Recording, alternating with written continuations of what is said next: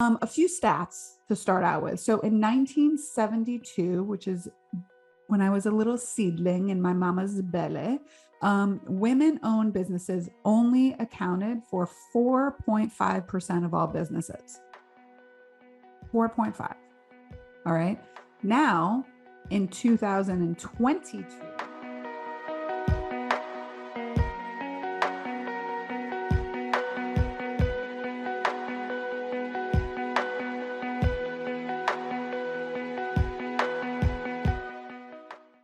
all right. Welcome to another episode of Female Empowered. I am your host. No, not Matthew McConaughey. If you guys caught that intro, I'm your host, Krista Gurka. And today on the podcast, I am going to be sharing what the top 1% of women business owners all seem to have in common. So what I did for this episode was I asked some of my closest and most successful female business owners what they thought and what we all thought as colleagues that we kind of all have in common. And so I thought, let me just put that together and do a podcast on it. So here's what we're going to do. We're going to talk about women in business, which is what I talk about a lot. And we're going to talk about the things that the top 1% of us have in common.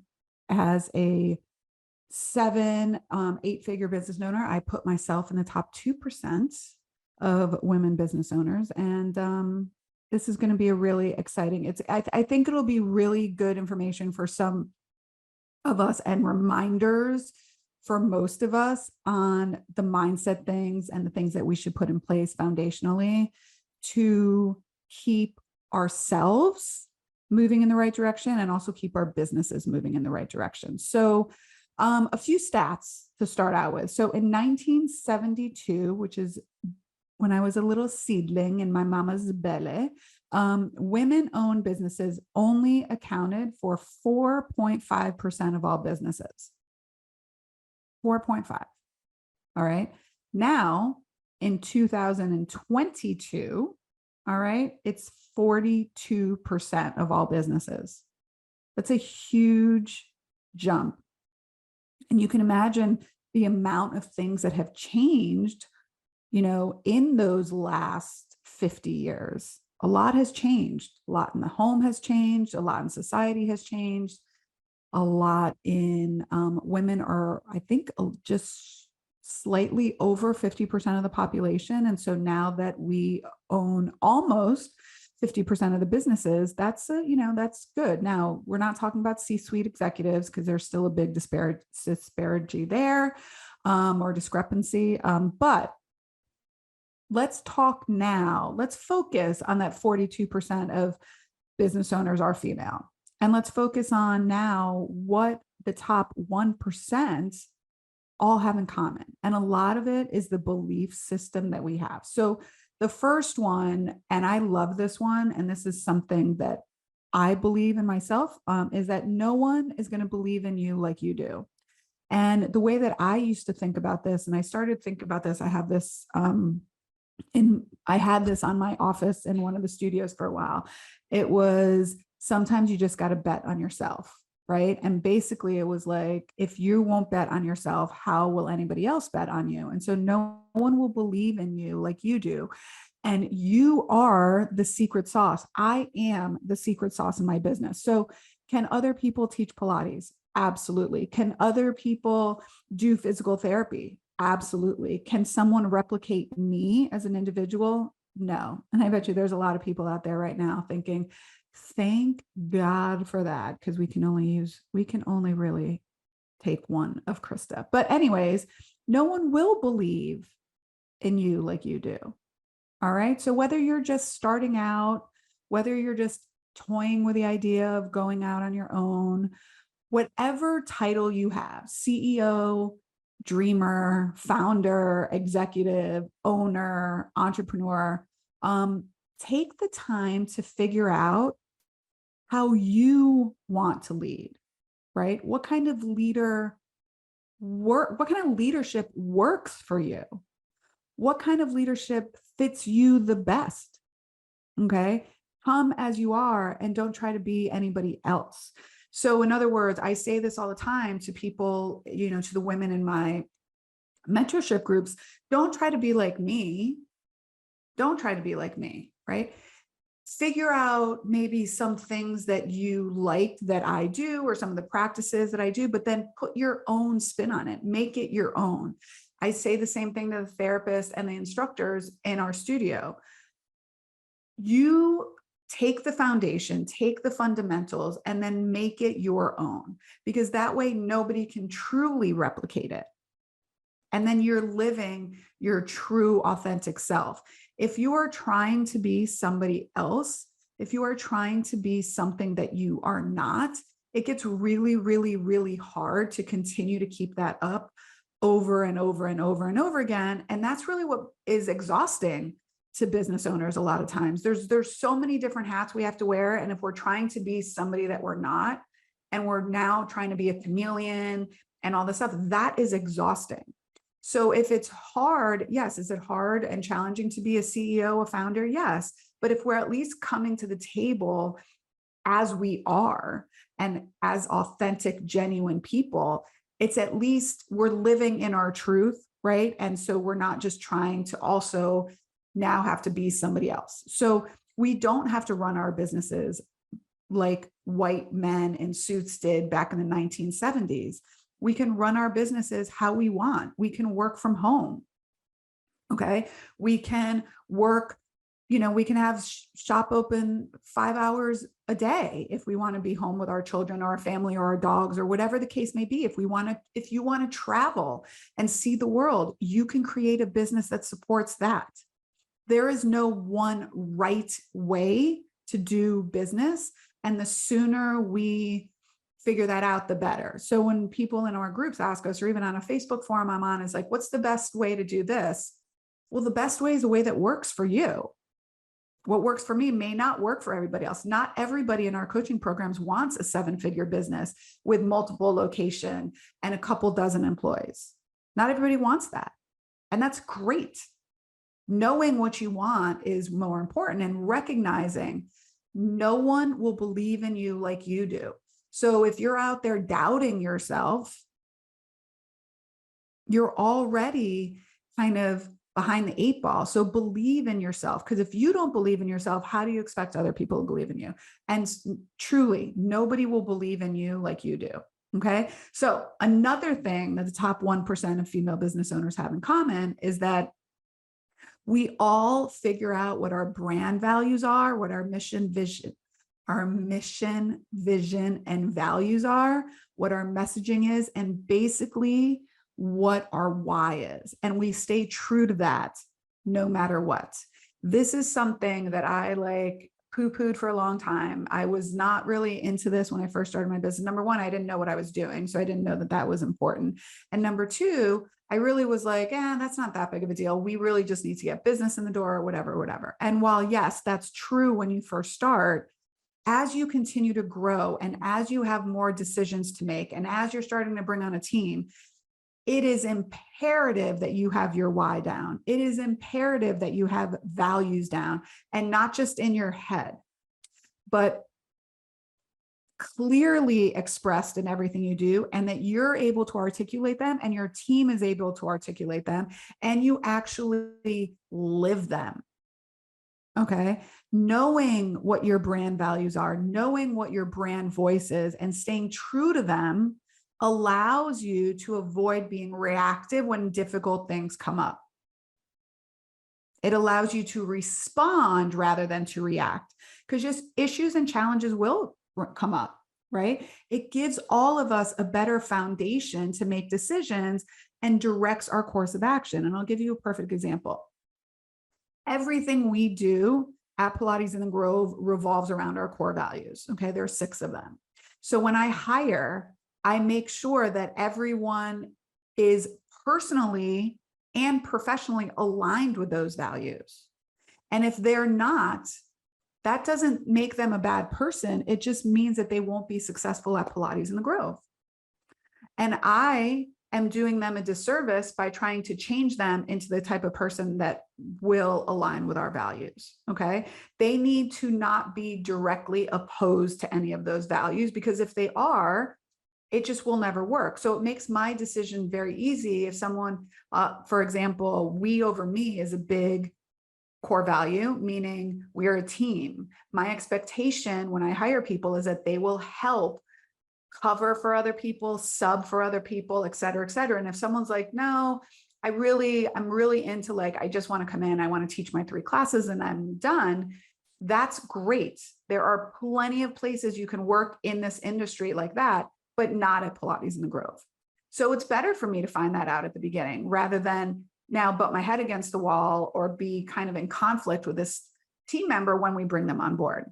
So having a mission, where is everyone, keeps everyone rowing in the same direction, so that when things get challenging, we're like, listen, we're still rowing to the finish line. I know it's hard right now, but we're all rowing together and we're going to get there. We might get there a little late this time, but we're going to still get there. It keeps people bought in and keeps you bought in on those days that you just want to burn it to the ground. All right. The days that I'm like, F this, I'm done. Then I keep thinking, no, my goal at Pilates in the Grove is to have more people moving better and living the life they want. And if I give up, I am not allowing these people to get the benefit that they deserve. I'm doing a disservice to them. I want more bodies doing Pilates. I want more women being financially independent and financially solvent and successful in their businesses.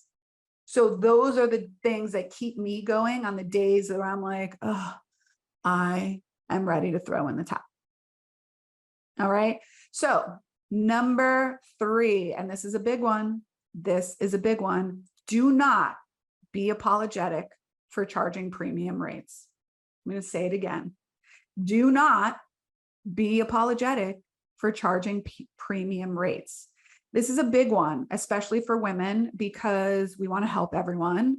We're people pleasers. We get validated by external validation, a lot of us. We don't like to be judged. We don't want people to think ill of us. And so sometimes charging a premium rate is something that's really hard for us to do. Okay, so, but here's what I can tell you. I know people in this industry that are charging $350 for a session. I know people in this industry that are charging $50, $60 for a group class. There are people that are successful in this industry that you cannot become a member unless you are personally referred by someone who's already a member. Anything that you would like, you can create a niche for in this industry.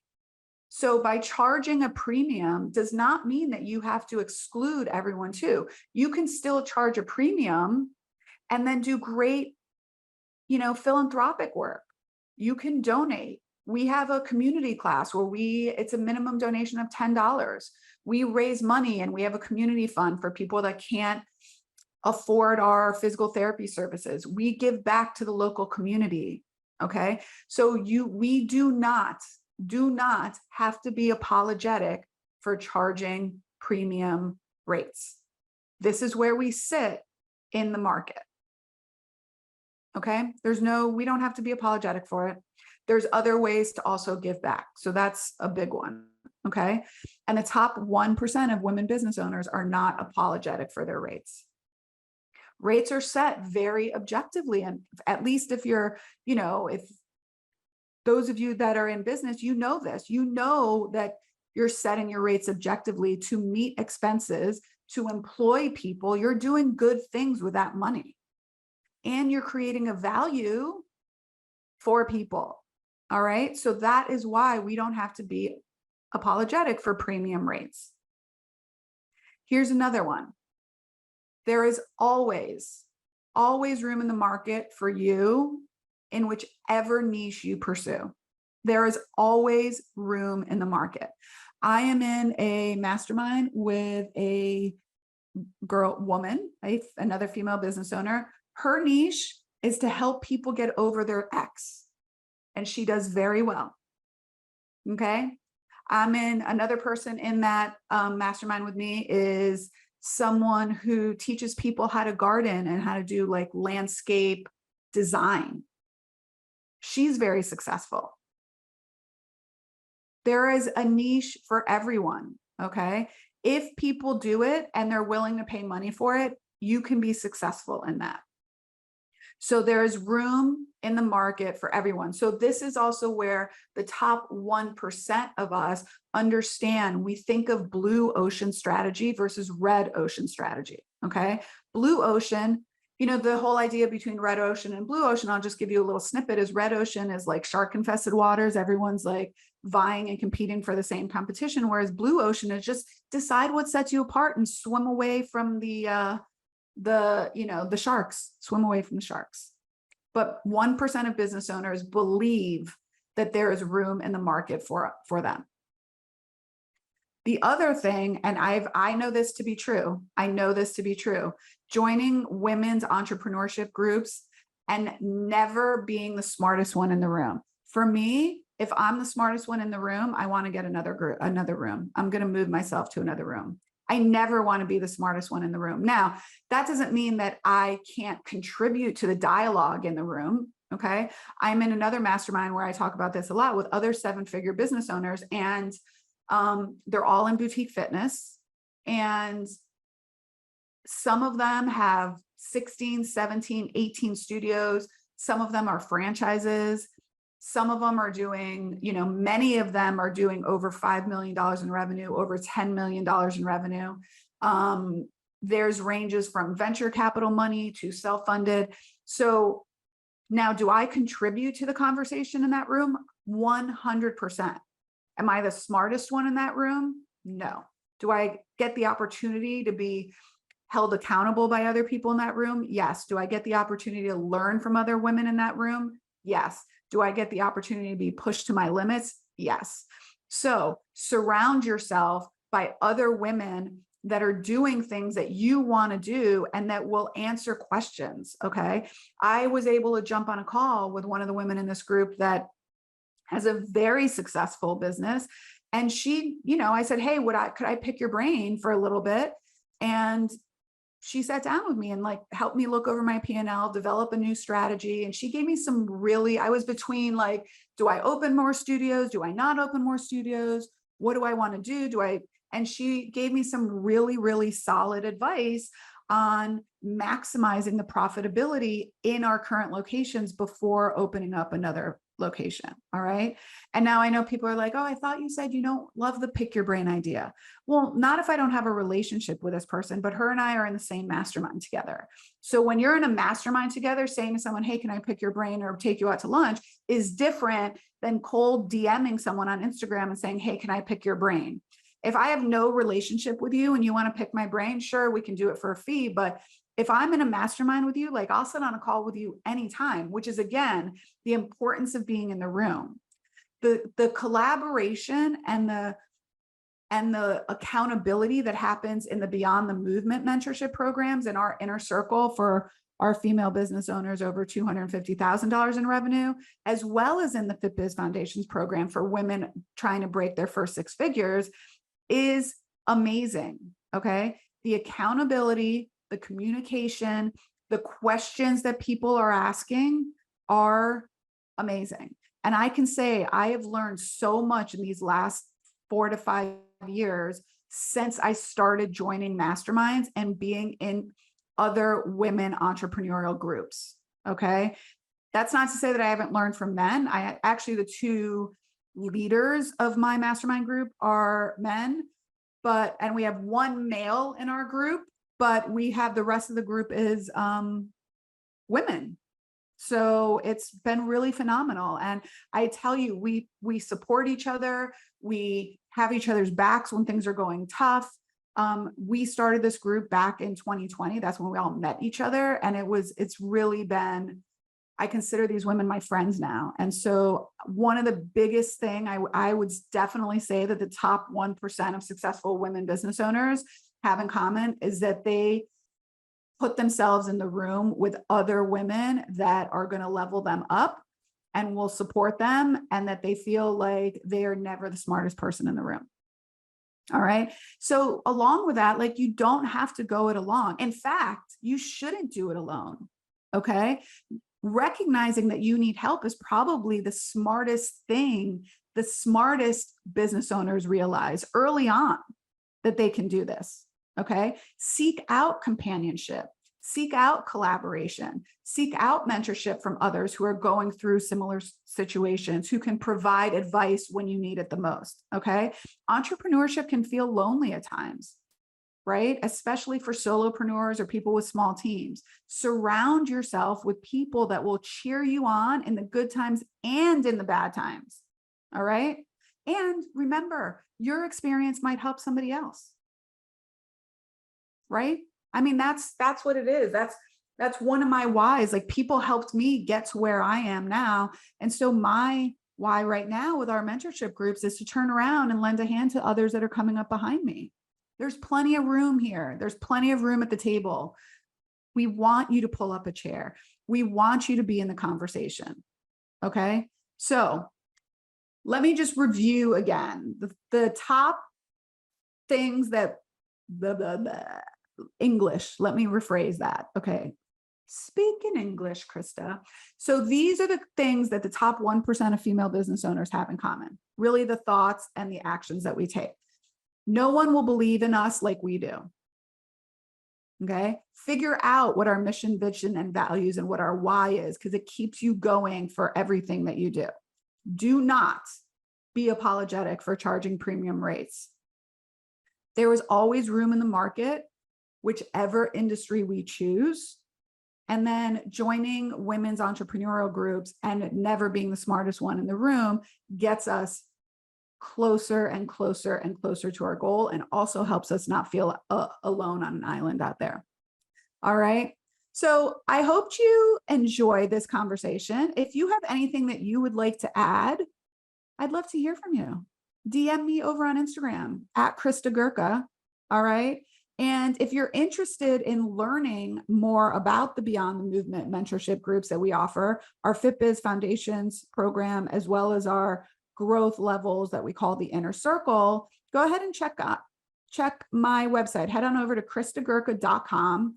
Currently, registration is closed for the rest of 2022. We'll be reopening it in 2023. And I think we have, at the time of this recording, which is the very beginning of December, I think we may have one spot in the Inner Circle and one spot in FitBiz Foundations. So if you are interested in taking part in these programs in 2023, my advice would just be to get on the wait list or complete an application now, because once registration enrolls, it will be open to the waitlist people first before we open it to the public. And if we fill all those spots, we may not even open it to the public. Okay. And I don't say this for scarcity. Like, I really don't. I intentionally bring on a certain amount of people each time we open enrollment, a certain amount of times of the year, due to my capacity, because I do one-to-one calls with everyone as they come in. I create plans for them and strategies, and it just gets to be too much on my plate if I'm enrolling like 25 people. All right. So that's the reason I think we have just like a couple spots open in each program. So, all right, ladies and gentlemen, until next time, my friends, have a great one. Bye for now.